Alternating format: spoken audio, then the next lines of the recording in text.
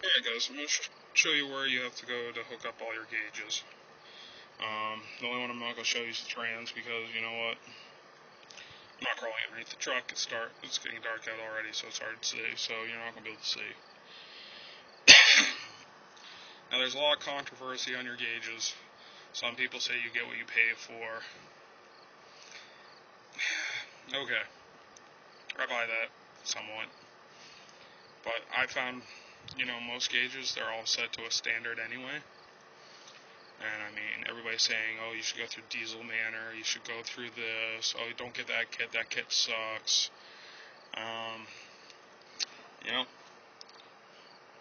Like I said, this is my first diesel, so I could be wrong, but I know with a car, a gauge is a fucking gauge, alright? They're all set up pretty much close. There's nothing that's 100% accurate.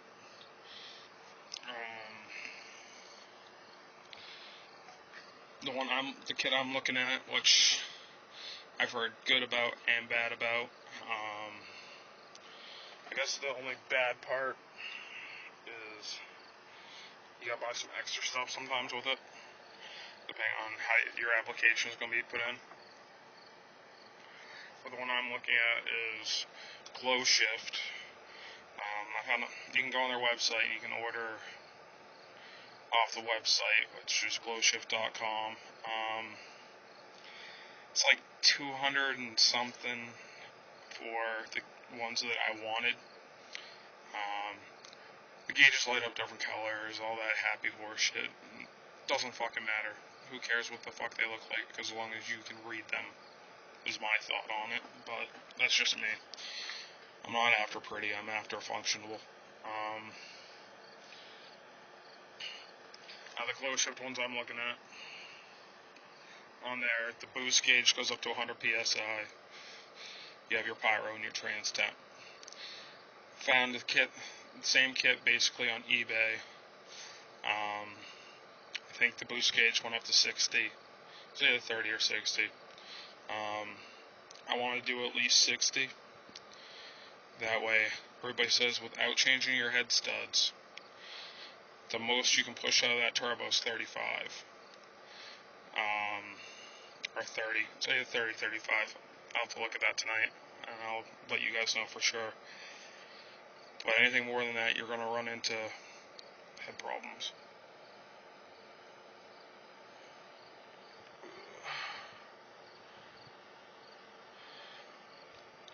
So, just something to be aware of. I'll actually show you guys how to build a boost controller too.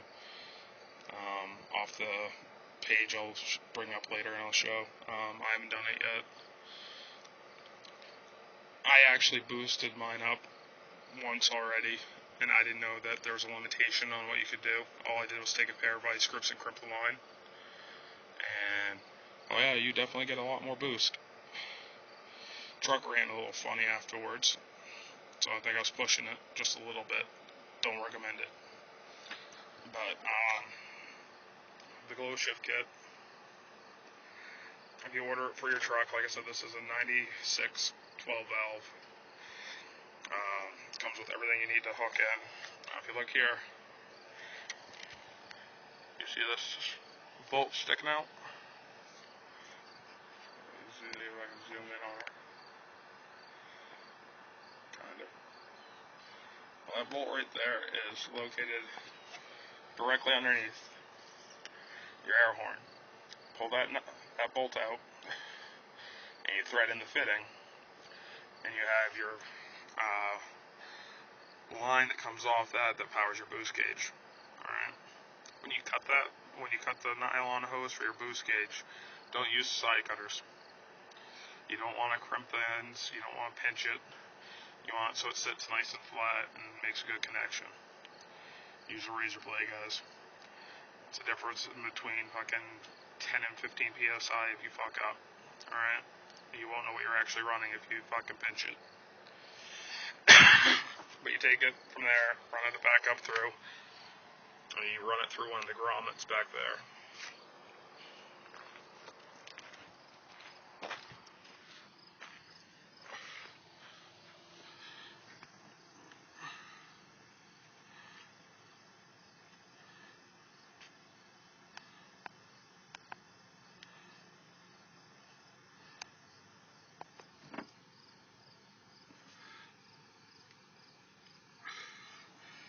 with your pyro,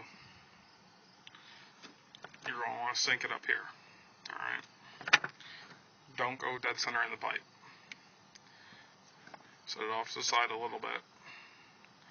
Drill down in. Right. All the stuff I've been reading says, which I completely disagree with, and so does one of my buddies that drives truck for a living. We think it's stupid, but hey, you guys do what you feel's right. They all tell you when you do it, like I said, you drill off to the side here. They tell you to start the truck up, cover your drill bit. Some of them say cover your drill bit, some of them don't. They say drill in with the motor running, and it's supposed to push all the flakes out. Yeah, I don't agree with it. I say that's the biggest load of bullshit I've ever heard. Because if you look at this pipe, see how it's angled down, your turbo's here. Okay, it's blowing flakes out, but you know what? It's also running, so it's pushing flakes into the turbo when it finally breaks through, would be my thought. And the last time I checked, you want absolutely nothing running through your turbo. Like I said, a lot of them say just drill it with it on it, but I don't agree with it. I'm going to go, when I do it, the extra step and actually unbolt my turbo. That way I know nothing drops in it. Because, you know what? That's an expensive fuck up. But you drill in there, and you tap it, and it has the part you thread in after you tap it. You want to sink the pyro halfway. Alright, you don't want it down too far, you want it about halfway, so it's just about in the middle. That way you get a true reading off of it. And you take the cord, run up here, run through your loom, and drop it back in. Same spot where your boost gauge goes.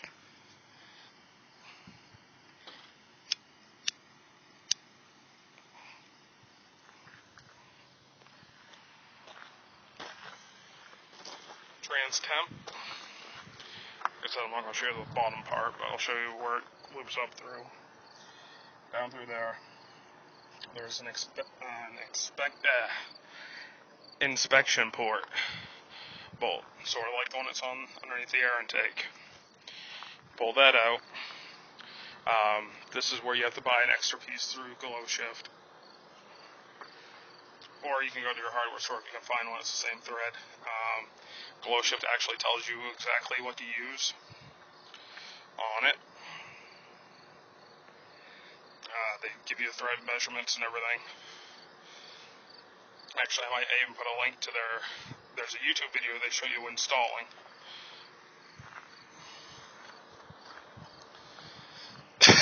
But you gotta buy, it's basically like a 1/2 inch spacer. You thread that in. And then you thread your temp sensor into that. Because if you don't do that, you can send the sensor too far into the pan, and it could get broken off, I guess. I don't know. Last time I checked, there was nothing in the pan that could eat anything, at least on a GM. I don't know about a Dodge.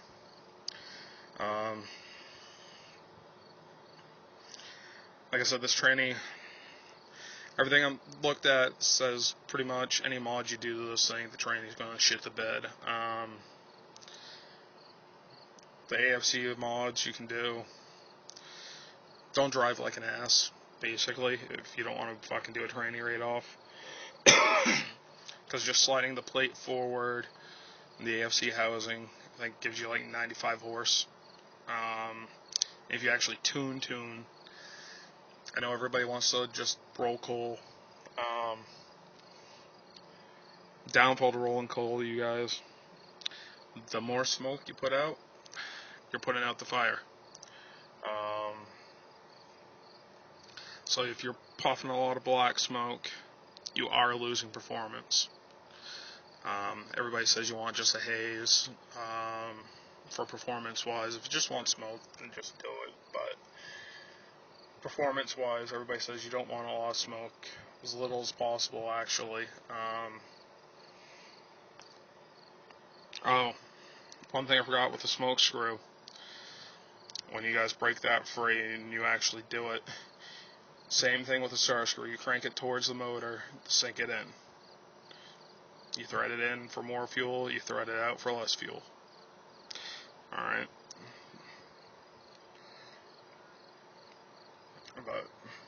So yeah, your temp sensor comes up through there and you slide through on the grommets you got there. Like I said, I got a couple extra ones because I got my plow set up going through here.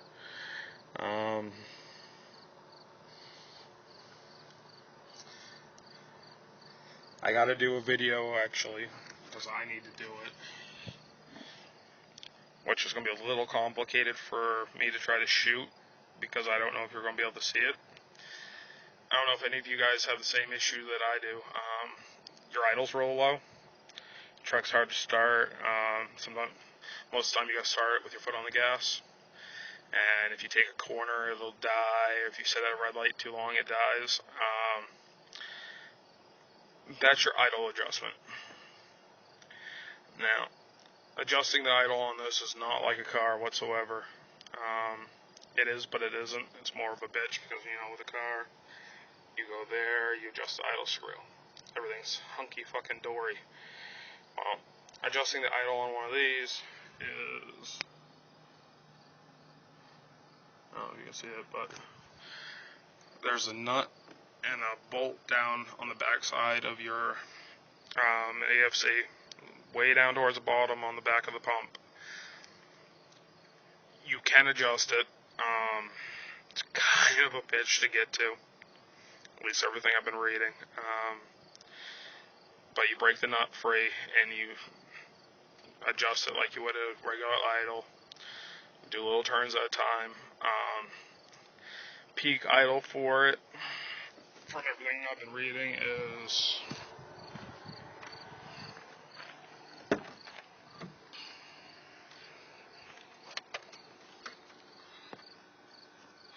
see that white line? Right there. You want it at or just below. That's perfect idle. Alright, mine idles probably about right there, maybe down to there. So mine dies out quite a bit. And you have to start it with 2 feet. I mean, with your foot on the gas and sitting at lights and stuff, you gotta keep your foot on the gas. I have not found a video on how to adjust the idle, so I will do one. That way anybody else that comes across and has this horrible setup they have to deal with, you'll know how to do it. I guess it is quite common, especially with the older Dodges. Because that is not hard to do, it's just a bitch doing it. Best way I can put it. Then after that, I gotta get to it. It's gonna be kind of a bitch, and I'm not sure if I'm gonna be able to shoot a video on it or not. Is the killer dowel pin. Alright, now any of you guys that have a Dodge that don't know about a killer dowel pin, or KDP, look it up. It's something you definitely want to know. They have a kit to fix it. It's like $85.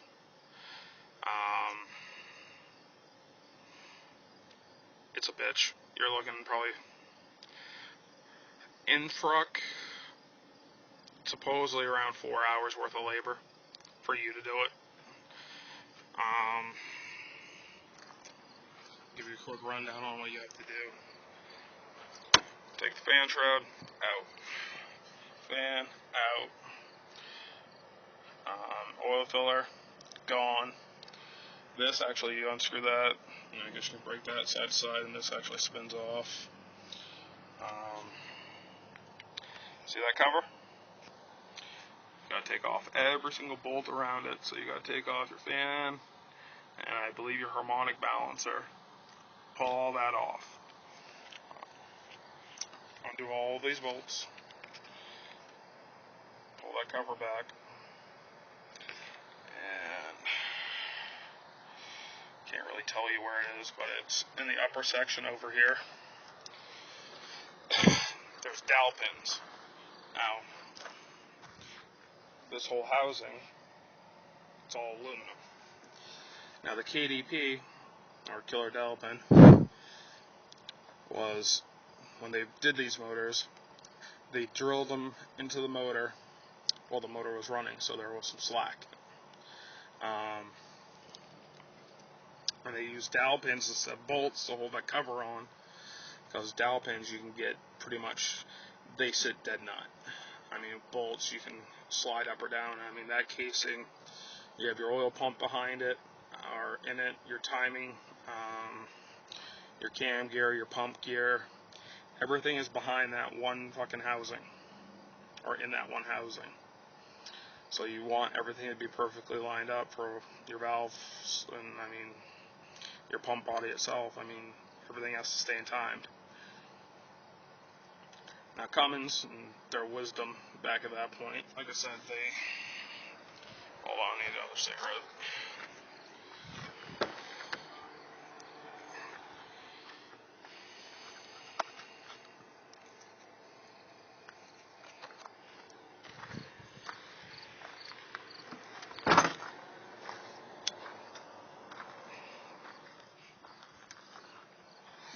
Now Cummins, in their fucking wiseness, they drilled all this stuff in, lined everything up, put all the gears in, everything's hunky fucking dory. All the problem with 86, I believe, to 2000, I mean, I've seen some of the newer ones that don't have the issue on some of the videos, but there's the dowel pins, there's no retainer around it, and over the years working it, and if you start really trying to build power out of one of these, the dowel pin can work itself out. So basically, you guys, if you don't know this, you have a hand grenade in here with a pin waiting to get pulled, because there's one good thing that could happen, and a lot of bad. The one good thing, dowel pin comes out, drops, and goes right in your oil pan. That is the, thank God for fucking, this is how it works. Okay, the odds of that, guys, pretty slim. Especially after seeing where everything is.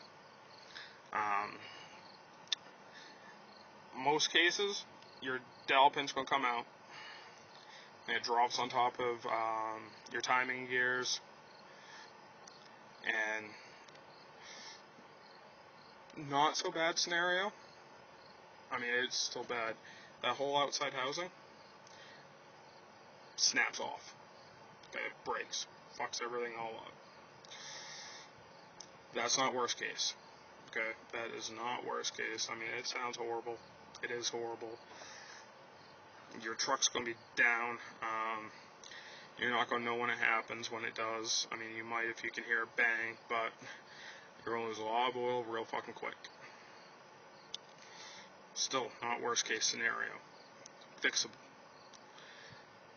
Worst case, God, I hope this happens to none of you, is comes out, hits the cam gear, busts the cam gear off. Alright? Motor's still running. So, pistons are still going up and down, everything's fucking hunky-dory. Wrong. Because your valves have now just fucking stopped. So, pistons are now crushing your valves. So you basically have an interference head. And now you're talking new pistons, new valves, probably new casing, new cam. Yeah, guys, it's not hard to fix from what I've been looking at. You can buy the kit if you want to spend the extra money. There's a bolt right next to it. You take that bolt out, and the kit comes with this little fucking metal tab that you put over the bolt, and it slides over the top of the fucking dowel pin. Or save some money, make your own steel, and it's gotta be kind of heavy duty, guys. Can't use like a beer can. It's gotta have some oomph to it. Take a piece of steel, shape it so it fits over it, and bolt it into place. and you have nothing to worry about anymore. The kit also comes with a new gasket for something, but everybody I've watched says you don't need it, so you're better off just building it yourself. But alright, so that's the rundown on the KDP and how to install your gauges.